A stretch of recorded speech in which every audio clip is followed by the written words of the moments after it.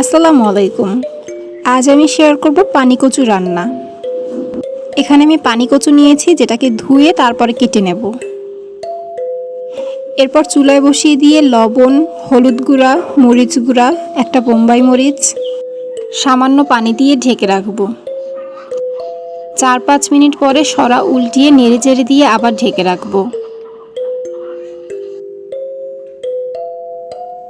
প্রায় 10 মিনিটের মতো ঢেকে রেখেছিলাম। এখন সরা উঠিয়ে এভাবে থেতো করে দিচ্ছি, যাতে মোটেও শক্ত না থাকে।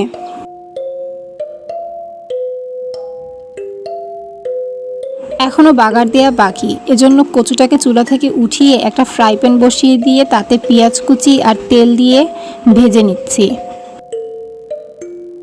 পেঁয়াজ ভাজা হয়ে গেলে তার মধ্যে চিংড়ি মাছ ঢেলে লবণ আর হলুদ গুঁড়া দিয়ে ভেজে নেব। কচুটাকে আবার চুলায় বসিয়ে ভেজে রাখা চিংড়ি মাছ আর পেঁয়াজ ঢেলে দেব।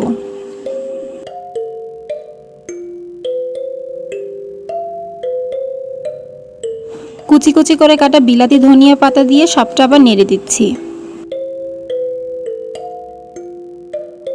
আরও 2-3 মিনিট রেখে এরপর চুলা থেকে উঠিয়ে নেব।